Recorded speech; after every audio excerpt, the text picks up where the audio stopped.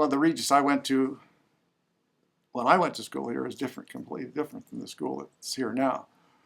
Gibbs started coaching in 1956. His inspiration? Luke Kellogg.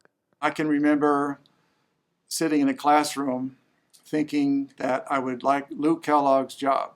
Now, who's Luke Kellogg? Luke Kellogg was our football coach and basketball coach and baseball coach who had come back to Regis in my junior year after the war ended, because he was in the service and he came back to school.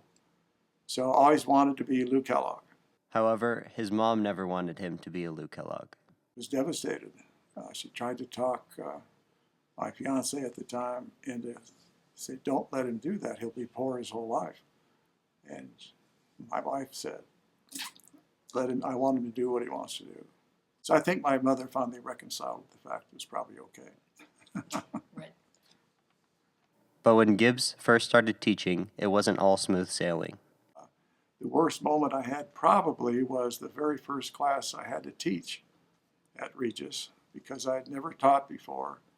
I was teaching a subject I knew absolutely nothing about, ancient and medieval history, and I was wondering if I could survive. So that was probably the worst moment of my life.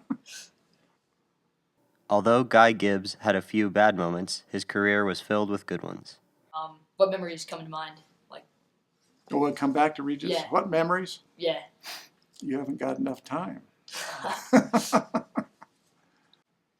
Thousands of memories. I know that when I knew that I was going to be coming out here to do this little program, there were so many things that I'm not sure I could even scratch the surface on things that have happened and experiences, both as a teacher, coach, faculty member, because the faculty members when I was here were wonderful.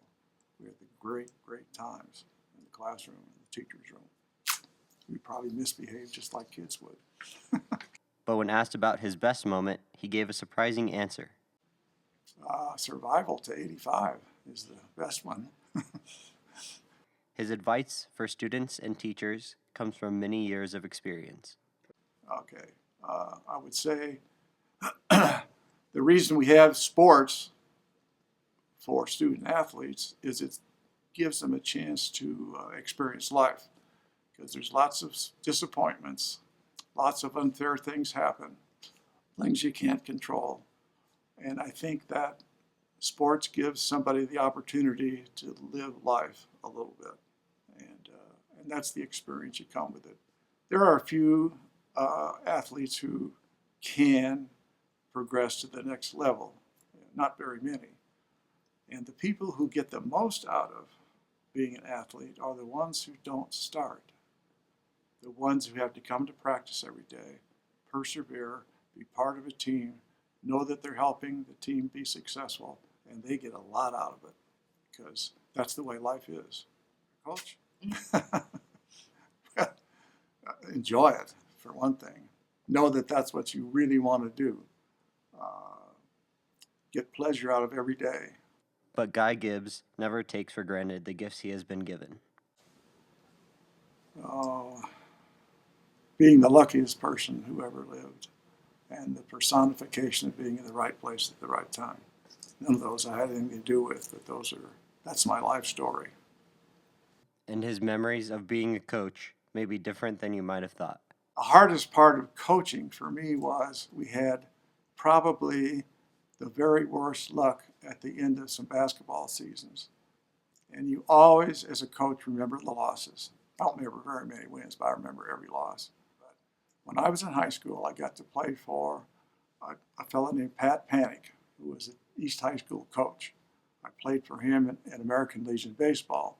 In those days, you played American Legion Baseball where you lived, not by where you went to school. So Pat Panic's in the Colorado Sports Hall of Fame, great coach. I got to play for Cobe Jones. Cobe Jones was in the Colorado Sports Hall of Fame, went to East High School, played Major League Baseball,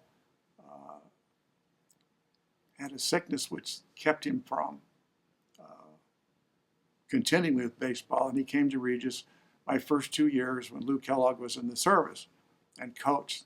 as I said, he's in the Colorado Sports Hall of Fame. Scared me to death. He was a tough guy, but I got to play for him. And then Lou Kellogg, who is also in the Colorado Sports Hall of Fame. So when I was in high school, I played for 3 people who are in the Colorado Sports Hall of Fame. So, luckiest guy you've ever met.